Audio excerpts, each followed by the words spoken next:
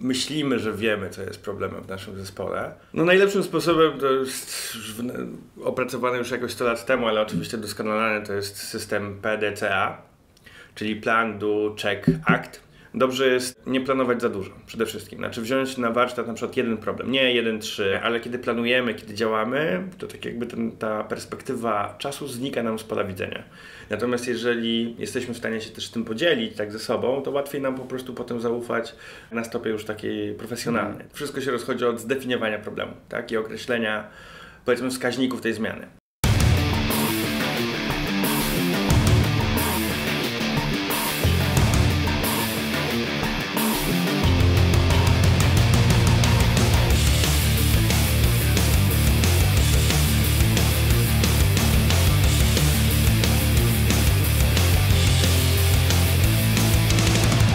Cześć, witajcie w kolejnym odcinku Nerd Management. Z tej strony Paweł Rykowski i Krzysztof Rakowski. Słuchajcie, dzisiaj wyjątkowy odcinek z wyjątkowym gościem, ale zanim do tego, pamiętajcie, żebyście się zapisali na newsletter, jeżeli Was tam jeszcze nie ma, bo już niedługo odpalamy naszą inicjatywę. A do tego subskrybujcie i lajkujcie kanał na YouTubie oraz na Facebooku, bo dzięki temu możemy też dotrzeć do wielu liderów. Dzisiaj temat zmiana, że zmiany są pewne. Właśnie dzisiaj, kiedy to nagrywamy, jesteśmy w trakcie naszej największej kampanii, czyli Black Friday. No i tam zmiana była ogromna, ponieważ 4 lata temu to była masakra, a teraz to już w sumie leżymy na plaży i się nudzimy, bo wszystko po prostu działa. No i dla zespołu to też jest coś innego. Krzychu, opowiedz więcej o dzisiejszym gościu, o czym będziecie rozmawiać. Nasz dzisiejszy gość to Michał Stępień, który jest change managerem, pomaga zespołom przejść przez zmianę w taki sposób, żeby to nie była bolączka i nie był stres, tylko żeby to obciążenie dla zespołu było jak najmniejsze. Michał ma bardzo duże doświadczenie, jest nie tylko praktykiem, ale również badaczem tej właśnie kwestii zmiany. W związku z tym szykuje się ciekawy wywiad. Dokładnie, więc nie przedłużając, zapraszamy do wywiadu. Dzięki, Michał, że zdecydowałeś się nas odwiedzić i będziemy mogli sobie porozmawiać na bardzo ważny temat przeprowadzania zmiany i właśnie pomagania naszym zespołom, żeby pracowali lepiej. Często jest tak, że jeżeli zostajemy na przykład promowani na team lidera z funkcji starszego programisty czy innej funkcji członka zespołu, już wiemy, że są jakieś problemy, istnieją jakieś sprawy, które można usprawnić. Zastanawia mnie, w jaki sposób możemy się zorientować, jakie mamy problemy i od których zacząć, żeby ten nasz zespół lepiej pracował. Pierwszą rzeczą, którą ja zawsze robię w swojej pracy, ale też radzę swoim koleżankom i kolegom, to jest zrobienie dobrej diagnozy. Bo zawsze myślimy, że wiemy, co jest problemem w naszym zespole, ale nigdy do końca nie jesteśmy w stanie stwierdzić, skąd faktycznie biorą się dane problemy, albo czy widzimy wszystkie problemy, które się pojawiają. Bo widzimy to tylko jedynie ze swojej perspektywy. Dlatego ja zawsze polecam zrobić dobrą diagnozę. Ona nie musi być długa, bardzo pogłębiona, natomiast dobrze jest po prostu usiąść z zespołem, porozmawiać, wykorzystać jakieś narzędzie, dużo tych narzędzi jest do takiej samooceny, powiedzmy, zespołu, siebie w zespole, w otoczeniu, czy całego zespołu, ale czasami wystarczy nawet po prostu zwyczajnie usiąść, porozmawiać, co się dzieje, czego chcemy, dokąd dążymy, co faktycznie nam przeszkadza w naszej pracy i wtedy już po takiej rozmowie, czy po takiej diagnozie możemy naprawdę wypisać sobie listę rzeczy, na które powinniśmy zwrócić uwagę. Tak? Więc jeżeli bym się zabierał za zmianę, rozwiązywanie tych problemów, to bym zaczął tak jak dobry lekarz od diagnozy. No i potem jak już tą diagnozę opracuję, to zastanowiłbym się, co jest najważniejsze. Co jest największym problemem, co jest najsłabszym problemem, co z czego wynika. Spróbowałbym opracować proces, który próbowałby to zmienić. No właśnie, moje doświadczenie jest takie, że jeżeli zaczynamy rozmawiać o tym, w czym jest problem, z czym mamy kłopot, to mamy listę, 10-20 rzeczy i wszystkie są najważniejsze. Czasami one są też wykluczające. Jedna osoba mówi, że coś jest problemem, druga osoba mówi, że to jest nie, to jest bardzo dobre. Więc czasem potrzebujemy jakichś takich bardziej konkretnych narzędzi niż po prostu rozmowa. Zwłaszcza jeżeli to jest większy zespół, nie wiem, 7-10 osób. Czy możesz powiedzieć o jakichś konkretnych narzędziach, które stosujesz? Powiem tak, rozmowa jest najlepszym narzędziem. To od razu powiem, to nie jest tak, że ona nie działa, to jest kwestia tego, jak się ją wprowadzi, jak się ją poprowadzi. To jest z jednej strony. Z drugiej strony faktycznie jest problem często jakby z rangowaniem tych problemów, tak żeby wiedzieć, za co się zabrać, ale jeżeli wejdziemy w ten proces, to już jest dużo naprawdę łatwiej. No i trzecia rzecz, którą powiedziałeś, to jest kwestia związana z tym, że niektóre problemy się wykluczają. Tak, na początku jak się zrobi diagnozę i się spisze to wszystko na kartce, faktycznie te problemy się wykluczają, ale kiedy się porozmawia w tym zespole i każdy z członków powie, co jest dla niego ważne, co się mu podoba i te osoby się posłuchają, to dochodzi do takiego, do procesu, który trzeba oczywiście zarządzić, ale dochodzi do takiej sytuacji, w której ludzie starają się iść na kompromisy, tak? Albo ustalić sobie jakby pulę, albo wymyślają rozwiązania sami, jak pogodzić te teoretycznie sprzeczne ze sobą jakby interesy, więc tutaj to jest jakby tutaj mega ważne. Jeżeli chodzi o narzędzia, one są różne i to jest od kartki papieru właśnie po rozmowę, czy takie bardziej zaawansowane rozwiązania, które możecie znaleźć w tej książce Brené Brown Odwaga w przywództwie. To jest trochę takich rozwiązań, które są zabrane ze świata terapeutów, więc są przetestowane. To jest ta zaleta i nie wiem, mamy za mało czasu, żeby o nich pewnie więcej porozmawiać. Natomiast ja proponuję zawsze właśnie usiąść przed kartką papieru albo przed tablicą, a jeżeli jesteśmy w świecie online, no to przed jakimś Miro, Jamboardem albo innym miejscem i po prostu spisujemy sobie to za pomocą post-itów, tak? Dzieląc na przykład na 3-4 grupy rzeczy, których chcemy się jakby dowiedzieć. No i potem w kolejnych iteracjach staramy się do każdych z tych tematów jakby dojść. Więc tak bym powiedział, że to są rozwiązania, które ja stosuję i to są rozwiązania, które się sprawdzają, aczkolwiek w zależności od problemu, tak, bo te problemy są naprawdę różne, warto jest posiłkować się bardziej z różnymi narzędziami i tak jak mówię właśnie w tej książce możecie naprawdę dużo fajnych rozwiązań znaleźć. Świetnie. Oczywiście linka do tej książki i do narzędzi, o których Michał wspomniał, możecie znaleźć na stronie tego odcinka. Tutaj wyświetlimy Wam link. Niektórzy menedżerowie mówią, że trzeba rozmawiać. Niektórzy menedżerowie lepiej się czują w takich rozmowach 1 na 1. Ty tutaj mówisz o takich spotkaniach ogólnozespołowych. Czy takie rozmowy 1 na 1 też będą przydatne? Tak, oczywiście. Znaczy tutaj każdy rodzaj rozmowy i komunikacji jest ważny. Zresztą bycie w zespole to jest i dobrze funkcjonujący zespół to taki zespół, który się dobrze ze sobą komunikuje. Tak? I większość problemów, z którymi ja się zmierzam, to jest problem z komunikacją. Poprawną komunikacją, taką opartą właśnie na zaufaniu, na wymianie informacji, nastawioną na jakiś cel.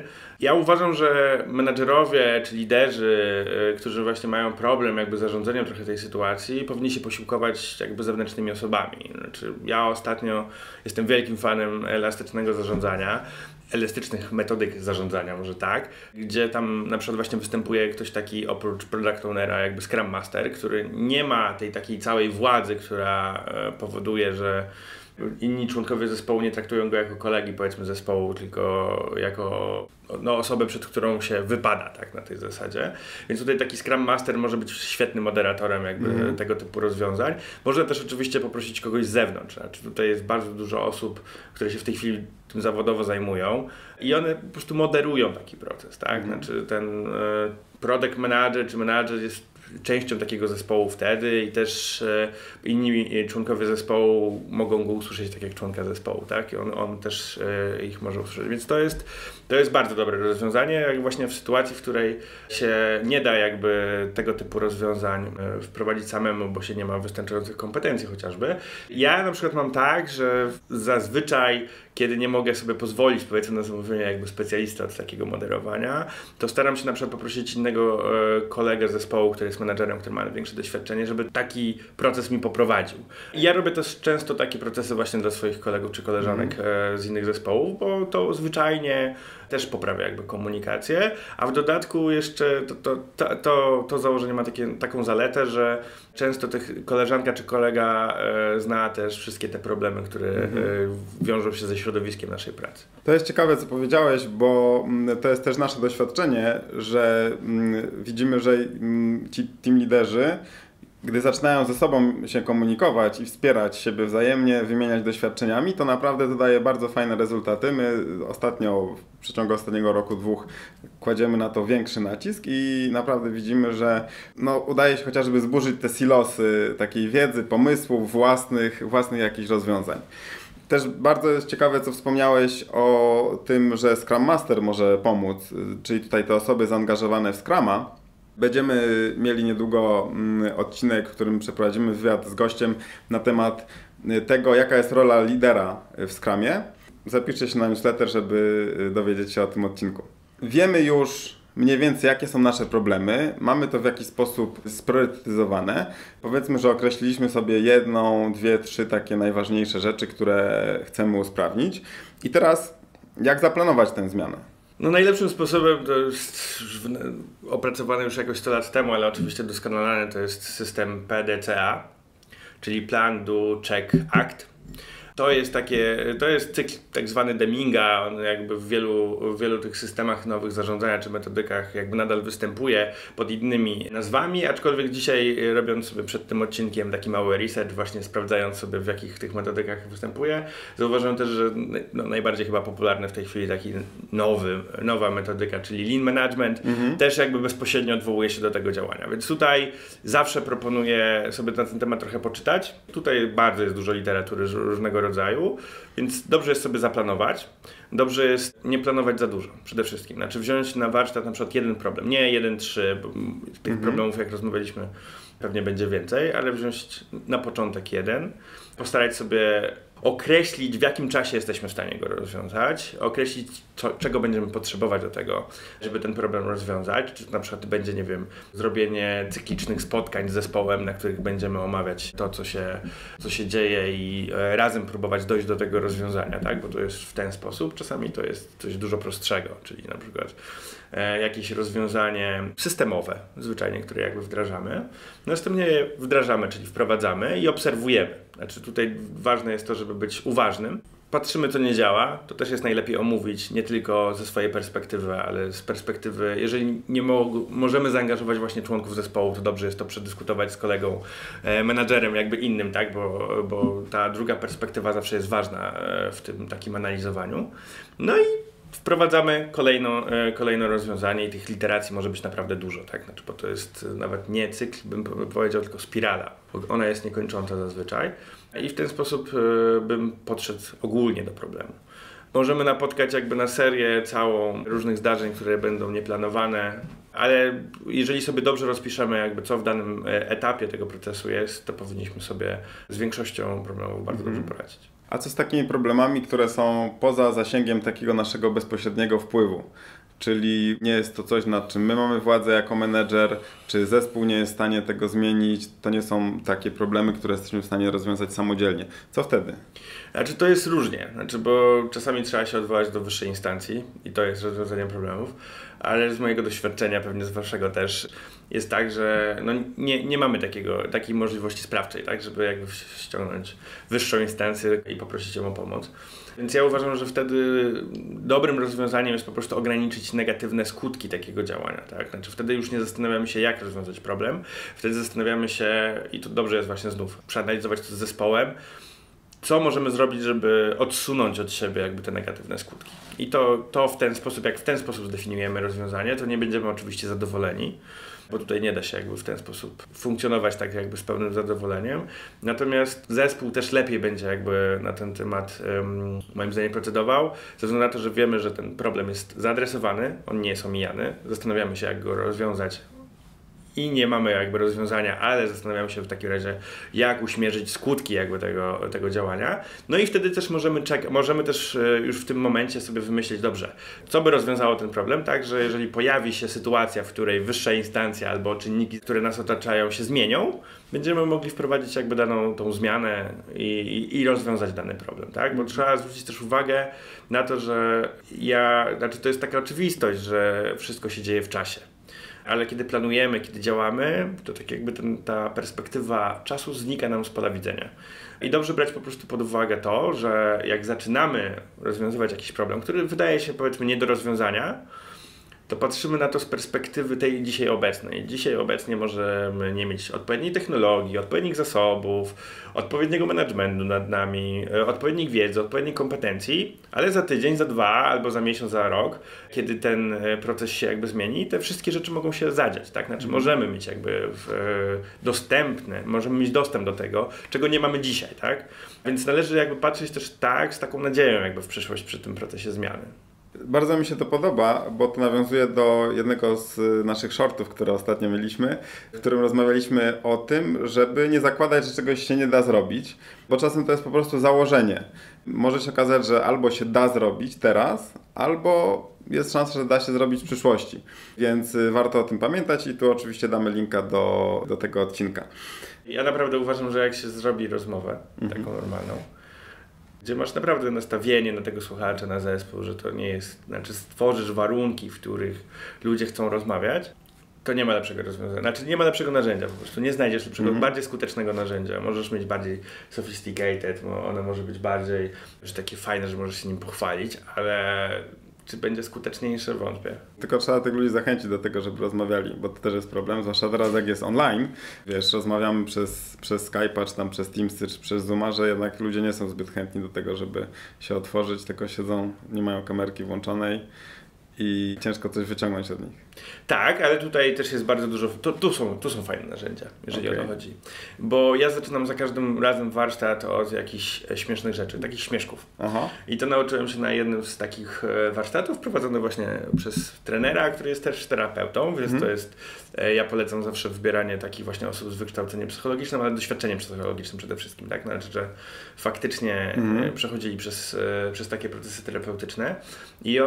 I on zawsze podpowiedział, że pierwsze pół godziny właśnie tego typu rozmów, czy online, czy normalnie, to są takie śmieszki, nie? Na przykład ja, żeby robić to online, to generuję dobrze, jak się czujecie, może już po kawce, przed kawką, taki small talk, ale potem już jest troszeczkę bardziej, żeby ludzie zaczęli troszeczkę więcej, żeby włożyli w to więcej pracy i wkładają w to taką pracę jak, na przykład odpowiadając na pytanie, jaką postacią z bajki jesteś? I to jest fajne, bo ludzie próbują z jednej strony powiedzieć to, co lubią, z drugiej strony próbują jakby nawiązać do tematu jakby spotkania, no a z trzeciej widzą, jakby czują wspólnotę, tak? No bo jak zaczyna się rozmowa, że no ja zawsze chciałem zostać muminkiem albo włóczykinem, o ja też i w ogóle i to tak mniej więcej działa, to ludzie zaczynają się bardziej otwierać, tak? To są takie bardzo neutralne jakby tematy. Eksperymentowałem też z różnymi takimi bardziej trudnymi tematami, na przykład politycznymi. I rozmawialiśmy właśnie na przykład o to, jakim politykiem, gdybyś mógł, to jakim politykiem, jaką osobowością polityczną byś był. I można było tutaj mówić oczywiście o politykach, których już z nami nie ma, ale też tych, których obecnych. I to dodatkowo to było już na 3. albo 4. takiej iteracji, tak? To nie było jakby na samym początek, to jest jednak trudny temat. I pokazywało właśnie to, w jaki sposób sobie te osoby poradzą jakby z tym tematem, tak? Bo z jednej strony, no nie każdy chce się ujawniać, z drugiej strony, jeżeli nie ma zaufania, to na pewno się nie ujawni jakby, jakie ma te poglądy. Ale jeżeli się czuje bezpiecznie, to powie. No i kwestia jest tego, w jaki sposób chce to ogłosić, tak? Więc na przykład odwołując się do jakichś ikon, powiedzmy, politycznych, ale też podkreślając na przykład jakiś aspekt ich działań, tak? Bo nie każdy się w 100% z każdym, powiedzmy, politykiem zgodzi i też nie chciałby być kojarzony, natomiast pokazuje, co jest dla niego ważne. A że to jest też taka sfera, no politycy to jest sfera przywódców jednak, to też widać, jakie są na przykład oczekiwania. Więc można tutaj sobie zwyczajnie poeksperymentować. No, w środowisku IT to można pewnie się spytać, na jakim programie, od jakiego programu zacząłeś programować, albo jakim komputerem byś był, chociaż nie lubię tego typu uprzedmiotowania, bo się kojarzy z głupimi pytaniami na rozmowach kwalifikacyjnych. Ale jeżeli jesteśmy właśnie już takim zespołem bardziej rozluźnionym, to tego typu pytania jakby tylko pobudzają do wyobraźni, tak? I też nastawiają trochę na rozwiązywanie problemu. Więc tutaj takie budowanie więzi, relacji przez taki etap właśnie niezwiązany z tematem jakby spotkania jest bardzo dobry. To jest ciekawe, bo trzeba być taki bardzo uważnym, prawda? Jak ludzie mówią takie rzeczy, to nie jest tylko po to, żeby się rozluźnili i żeby sobie pogadali, tylko tak jak mówisz, można wychwytywać te oczekiwania. Trzeba być uważnym, ale to uczy uważności i to nie chodzi o to, że ja zadaję takie pytanie i dla mnie jest to ważne, jak to zebrać, tak? Że tu mamy jakiś ukryty plan, żeby wydobyć informację o zespołu. Nie, to raczej chodzi o to, żeby inni członkowie zespołu się usłyszeli.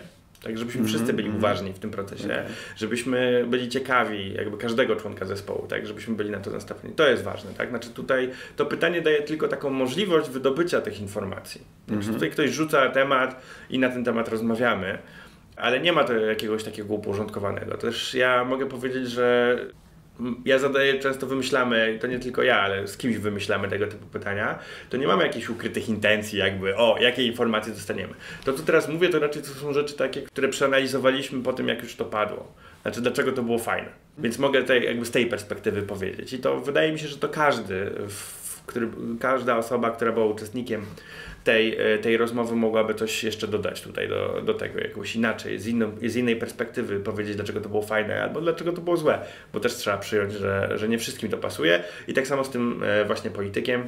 Nie wszyscy jakby się w tym czuli dobrze, ale to też był na przykład sygnał, że są pewne rzeczy, o których lepiej nie rozmawiać, tak? Albo że trzeba mieć większą wrażliwość na to, no albo że to poczucie właśnie takiej otwartości nie jest jeszcze z różnych powodów na tyle duże, żebyśmy mogli sobie pozwolić na więcej, tak? Zwyczajnie, co jest dobrze, bo to jest w miarę neutralny jednak nadal temat, tak? Jest od pracy, więc wtedy też jesteśmy bardziej uważni na te rzeczy, które są związane jakby już z pracą, tak? I są bardziej stresujące w tym naszym środowisku. Zastanawia mnie, czy to też pozwala wyciągnąć takich totalnych introwertyków, czy oni równie łatwo się angażują. Nie powiedziałbym, że równie łatwo, bo tutaj oczywiście to nie działa w ten sposób, aczkolwiek nie widzę różnicy, tak? Znaczy ja pracuję jakby też z różnymi osobami, które są bardziej śmiałe, bardziej nieśmiałe, które próbują więcej tego czasu dla siebie jakby zagarnąć, ale są takie, które się wycofują. Natomiast jeżeli mamy dobrze zaprojektowane to właśnie spotkanie, jeżeli zrzucimy dobre pytanie, które wiemy, że te osoby też jakby odwołamy się do jakichś tych osób zainteresowań. Właśnie jaką postacią z bajki to jest bardzo dobry pomysł w moim środowisku. Mamy rodziców jakby w zespole i pandemia też jakby wycisnęła to, że dużo osób chciało o tym zwyczajnie porozmawiać, o tych trudnościach związanych z rodzicielstwem jak w zespole, więc kiedy zadaje się tego typu pytania, to potem zaczyna się schodzić właśnie na pytania, a co twoje dziecko ogląda, albo jaki masz problem, tak? Otwierasz się nawet bo masz taką potrzebę, bo oczywiście jesteśmy ludźmi, więc jak przychodzimy do pracy, no to myślimy też o innych rzeczach, tak? Które jakby nas trzymają. Natomiast jeżeli jesteśmy w stanie się też tym podzielić tak ze sobą, to łatwiej nam po prostu potem zaufać na stopie już takiej profesjonalnej, tak? Jakby służbowej, więc te pytania też były właśnie związane jakby z kontekstem, w którym się znaleźliśmy i to też dobrze jest jakby do tego nawiązywać. Wróćmy do tej zmiany, która już trwa, zaplanowaliśmy, wiemy co chcemy zrobić. Często te zmiany dotyczą takich rzeczy, które nie są takie łatwo mierzalne, typu, że nie wiem, będziemy mieli więcej zamówień albo będziemy mieli mniej zgłoszeń błędów. Często nie jest łatwo tak jednoznacznie określić te metryki, jak będziemy mierzyć tę zmianę. Czy możesz tutaj coś polecić, powiedzieć na ten temat? Tak, znaczy przede wszystkim ja też jestem badaczem, więc wszystko się rozchodzi od zdefiniowania problemu, tak, i określenia, powiedzmy, wskaźników tej zmiany. Jeżeli sobie ustalimy, tak, znaczy, że coś jest problemem, opisujemy go, tak, operacjonalizujemy, w języku badacza to się tak nazywa, i zastanawiamy się, skąd będziemy wiedzieć, że się coś zmieniło, czy na dobre, czy na lepsze. Tutaj musimy to określić. No i po takich rzeczach możemy jakby to sobie przeanalizować. Tutaj pomocna jest zawsze metodologia badań społecznych. Można sobie zajrzeć niekoniecznie do podręczników, które się zajmują zarządzania zmianą, ale na przykład takiego podręcznika od ewaluacji. Tutaj jest kilka publikacji, które bardzo dobrze są opisane i mimo tego, że one zazwyczaj się odnoszą do takiej sfery publicznej, bo do wdrażania polityk publicznych, to bardzo dobrze moim zdaniem opisują to, w jaki sposób poradzić sobie w każdej sytuacji takiej profesjonalnej, gdzie się ma do czynienia z produkcją, wytwarzaniem usług, tak, podobnych kwestii.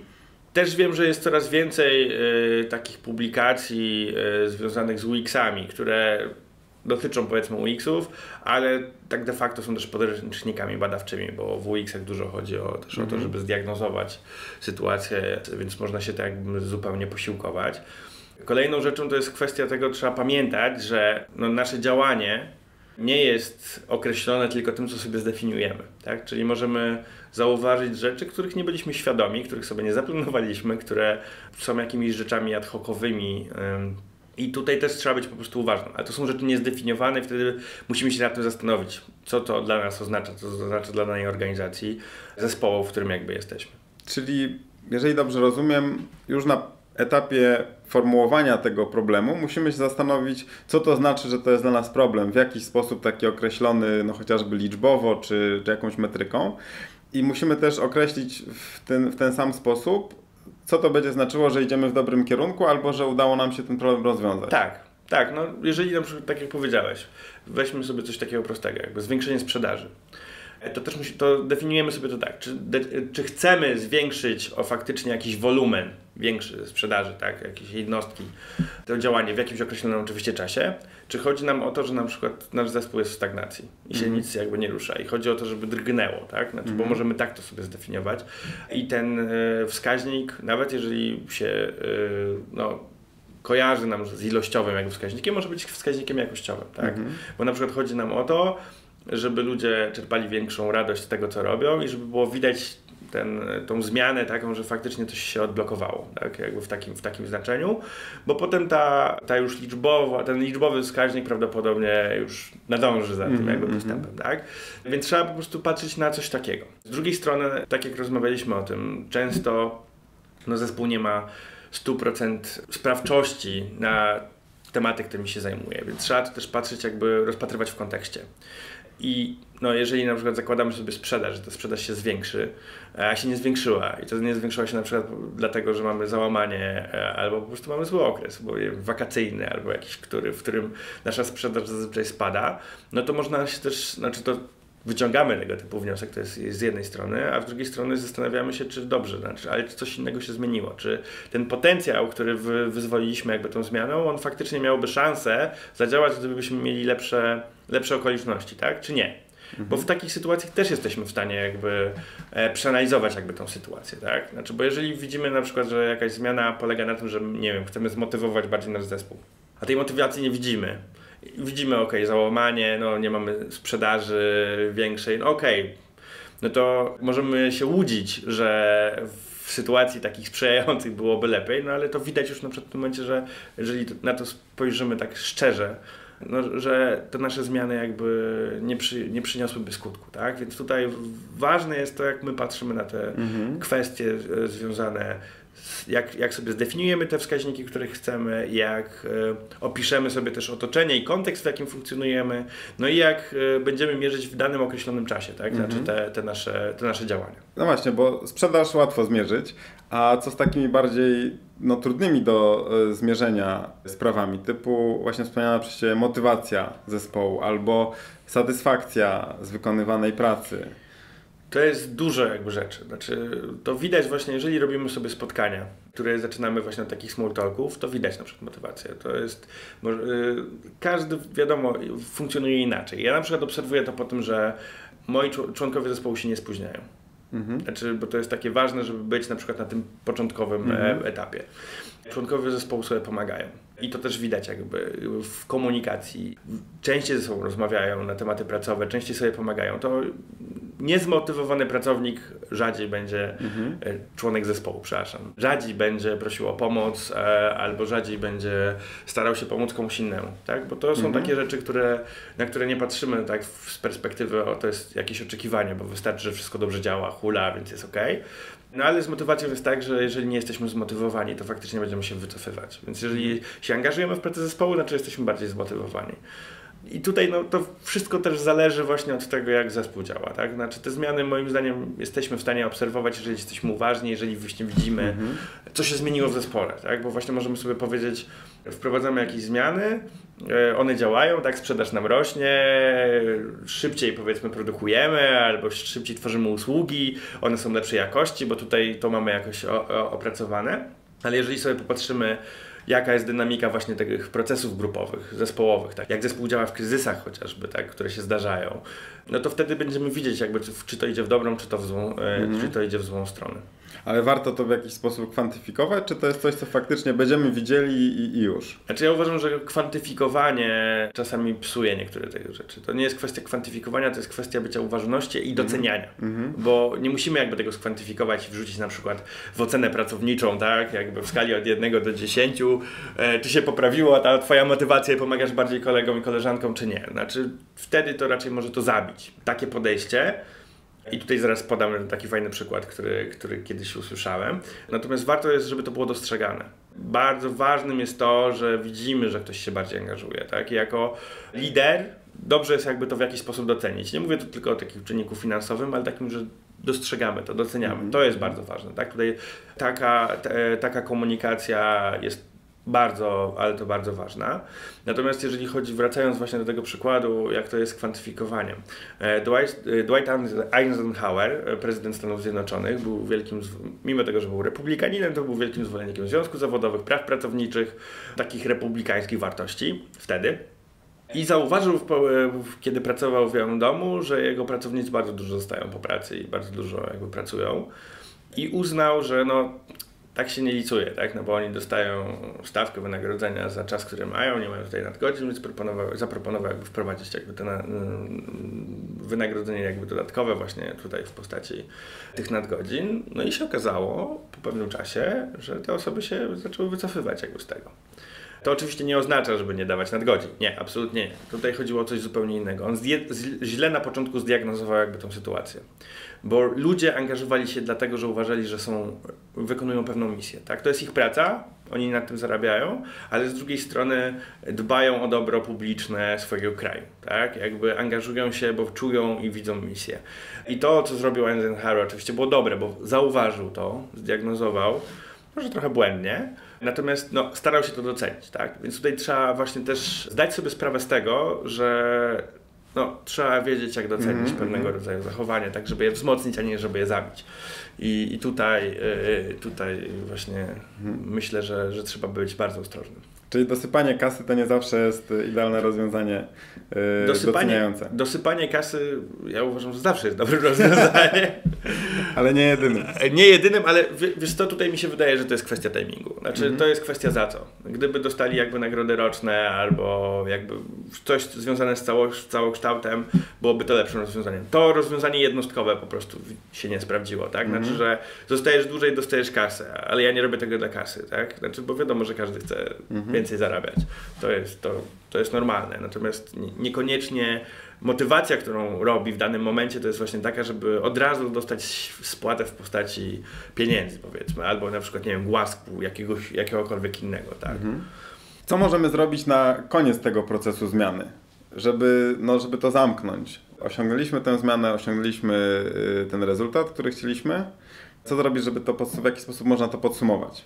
Znaczy proces zmiany się nigdy nie kończy, bo tak jesteśmy non-stop w ruchu. To jest i w momencie, kiedy zaczniemy właśnie dobrze rozwiązywać swoje problemy jakby w zespole, jakby tworzyć jakby proces zmiany, to zauważymy, że tych rzeczy będzie nam dochodziło, tak? No bo jeżeli postanowimy właśnie rozwiązać jakiś problem i członkowie zespołu zaczną sobie ufać, to zaczną przynosić tego więcej, więc będziemy jak zwyczajnie jakby rozwiązywać. Więc tutaj nie mówiłbym, że zakończymy jakby proces. Natomiast faktycznie dobrze jest sobie wprowadzić kamienie milowe, rzeczy, etapy, które się zamykają, podsumowania, bo to jest też tak, że na przykład planujemy sobie zmianę właśnie, nie wiem, czy to jest zwiększenia sprzedaży, czy poprawy jakości usług, czy szybsze wytwarzanie tych usług, tak?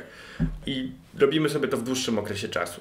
Tworzymy sobie jakieś tam mniejsze jednostki, o których patrzymy i dajemy czas, tak? Bo do zmianie też trzeba dać czas. To nie działa jakby taki szybko. Ale w pewnym momencie musimy powiedzieć, dobra, albo zadziałało, albo nie zadziałało, albo to zostawiamy, albo nie zostawiamy.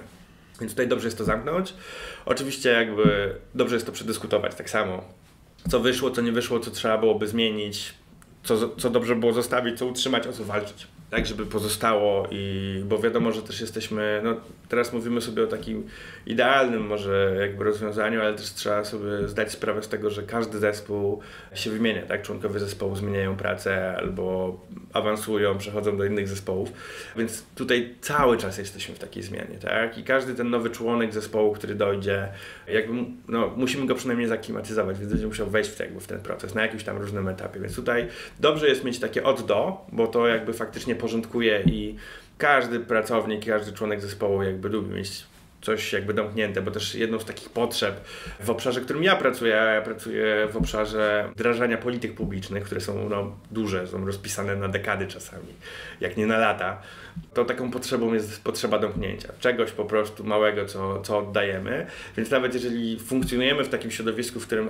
zmiany tego, co robimy, zaobserwujemy, nie wiem, dopiero za 5 lat, to dobrze jest sobie zrobić to, podzielić na takie mniejsze rzeczy, o których będziemy nawet powiemy sobie, dobrze, tego nam się nie udało zrobić, ale przynajmniej wiemy, że mieliśmy szansę coś tam zrobić, tak? Bo następny już taki proces już zaplanujemy tak, żeby się nam udało to zrobić, więc to jest bardzo ważne, żebyśmy te takie etapy sobie wyodrębnili. No i też ja uważam, że dobrze się świętuje, tak? Świętuje się sukces, nawet jeżeli on nie był zamierzony, dobrze jest i warto coś takiego po prostu sobie zaplanować. Dziękujemy, Michał, za ten szalenie ciekawy wywiad. Porozmawialiśmy sobie, a właściwie liznęliśmy po powierzchni kwestie zmiany, przeprowadzania zespołu przez zmianę. Na pewno jeszcze się spotkamy i porozmawiamy na podobne tematy. Na stronie odcinka umieścimy wszystkie informacje polecane przez Michała.